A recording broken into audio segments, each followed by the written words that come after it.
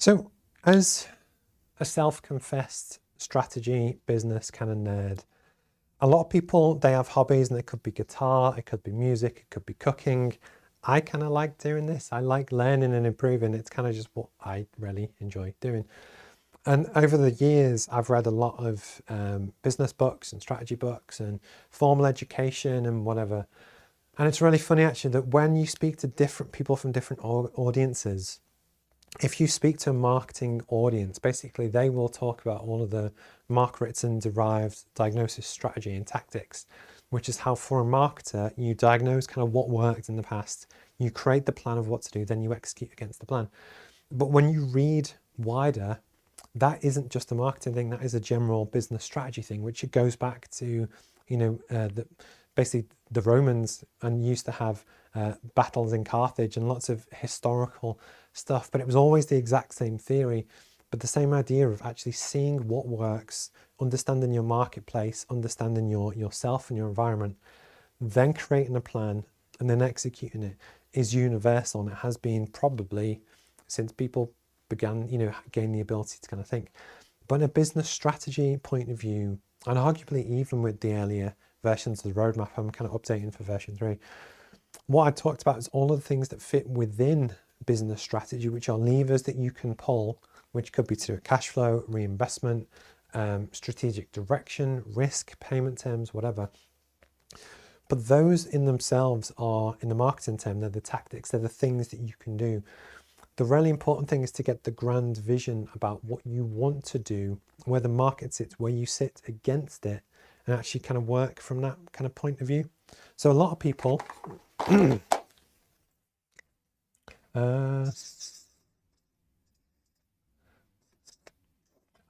in their strategy might say, we want to do £200 million and be the number one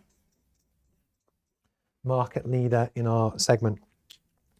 This isn't strategy. This is the goal. This is goal setting. This actually won't help you move forward. It's nice to have an ambition. It's something that's great to kind of put down as a target, but actually this in itself isn't strategy.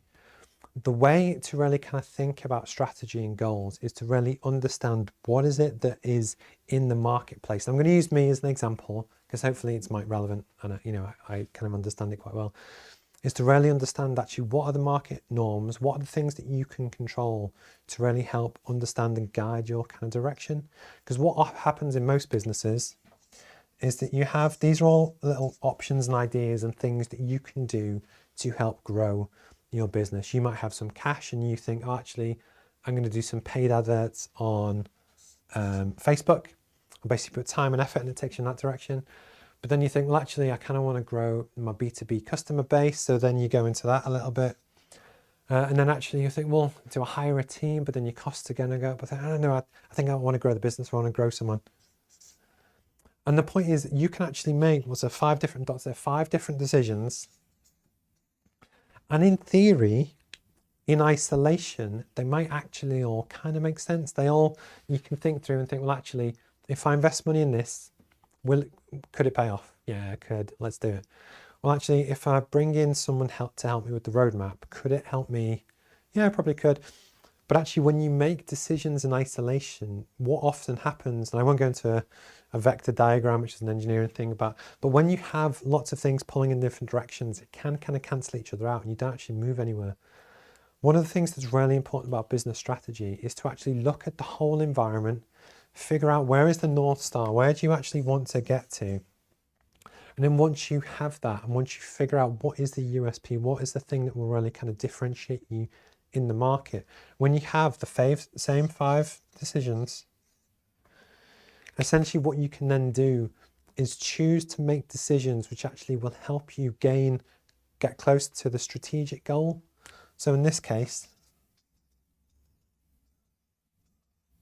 you want all of your actions to actually help you get to something which will make your life easier, will help you sell more customers, which will help you get to the goal. But the point is you need clear understanding of actually kind of where you sit in order to do that. As a prime example, to kind of make this relevant and real, there's something called Blue Ocean Strategy, which I spent a lot of time kind of looking at for the roadmap and for me. And essentially what you do with that is that you look at the whole marketplace, everyone that is out there that almost fits into the sphere of kind of what you do. So for me, even though they're not actually my direct competitor, but just because you'll understand it more, say if you compare me to universities, universities have been around for a very long time, very prestigious. They have big buildings, they have great teams, they're very well skilled and high paid teams. They have well proven course curriculums, they're accredited. They're in nice parts of the world that you might spend time. They have alumni networks. They have all of this stuff, which actually allows them to provide a great service. Same with kind of business schools. So with what I'm doing with the roadmap, the plan is to actually, and the mission is to make business education accessible. And one of the things that I've talked about and thought about a lot was that actually, even though the course is a hell of a lot cheaper than what you would get from my equivalents, there are still barriers there which prevent people. And a prime example, when I've shipped to 28 different countries, when I send a pack to India, it could actually take 3 months. And that's not that I'm doing anything wrong or sending it on the cheaper post. It just takes a long time. Same with Ghana, Nigeria, it just takes a long time. But then likewise for people around the world and the people I actually want to help and work with, cost is still a big thing. That £200 in the UK or £400 in the UK is probably quite affordable, but actually in other parts of the world is 100% not. So with the mission to make business education accessible, and it's something I've spoken about in the past, that is one of my pivots for kind of this year, is that I do want to create a genuinely freemium model. So what that means is that all of the pre-recorded stuff, people via the website and the app will be able to get 100% for free worldwide. But actually the only way that you can do that is to actually have super low overheads. And one of the things that I've been really kind of looking at and doing my homework on is, and it's part of my next kind of item on investment, is that when the traditional model for universities and business schools is the buildings, the professors, the big teams, the prestigious locations, the alumni networks, the course curriculums, all of that is inherently expensive to do and offer and manage. And actually there's one of my competitors is called 2u.com, and they do 3,600 universities online courses, and they did almost $1 billion in revenue last year, and they lost $220 million. So this is from their public reporting on their figures. So the point is they've got the scale, they've got the backing, they've got the knowledge, they've had the investment. They do $1 billion in revenue, and they're still losing $200 million. That was just this year. They're going to do the same next year, and every year since they launched, they've lost money. In the first year, in 2014, they lost $30 million. So the point is, if you're a new upstart and you're trying to break into this very prestigious arena, for one, yes, the quality has to be good, but the thought of giving it away for free and still making it profitable is just unheard of, because 2u.com or other people that do it charge thousands of dollars and they still lose money. So in terms of strategy, when I've looked at the marketplace, if I just said for the roadmap, I want to do the best business course in the world, realistically against people with $1 billion revenues or 100-year established Harvard Business School or whoever, I can't do that. I just, not a chance. But with the strategy to purposely create a freemium model, which other people can't do, and to make business education accessible, that actually gives me my North Star. And that is a North Star which nobody else has or does.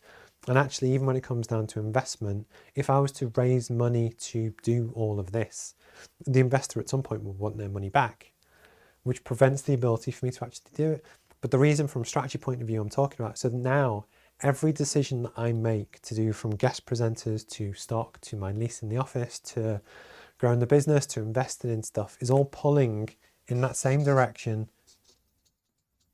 which is about being free, but actually it's about low overheads. The low overheads lever is something that I can use and play off, which actually gives me my strategy advantage versus everyone else.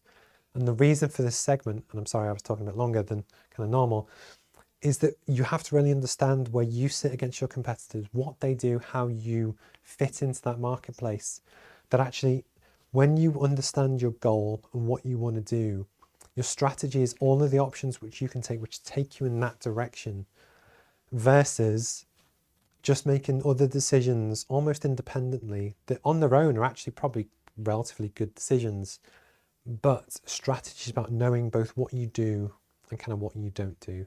I can see that it's 9:30, so that segment was like 20 minutes long. So I'm sorry if I was talking a bit long there. But actually, if you can get this right for your business, it does make a huge, huge difference.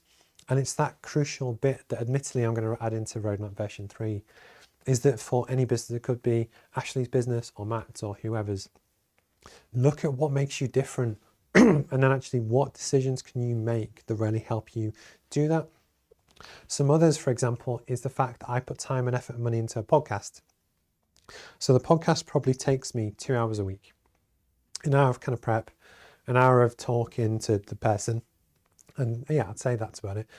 But the point is, it's scalable because actually it goes online, you have thousands of people see it, and actually it grows. So actually, as an investment in my time, you both have free,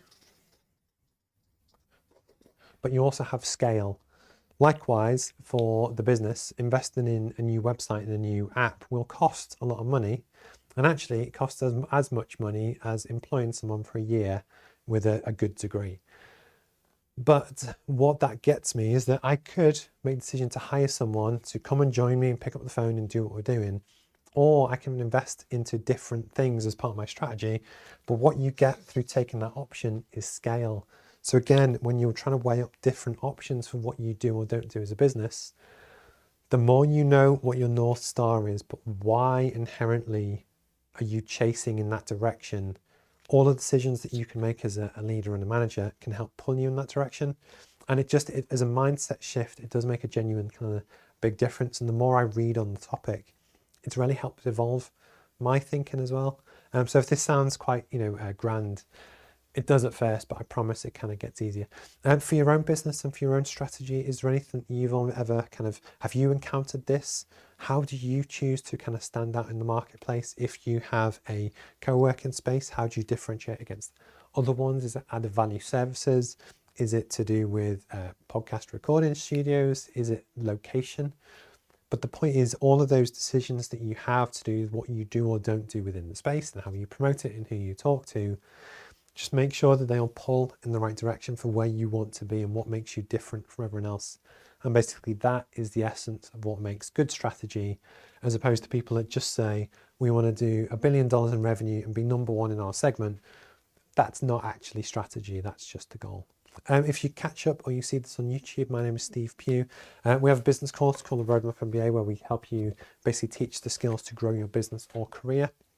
You're more than welcome to kind of get in touch, join the live kind of Zoom classroom sessions where we talk through kind of all the stuff. And yeah, best of luck with your business, and please kind of like and subscribe if you ever see this.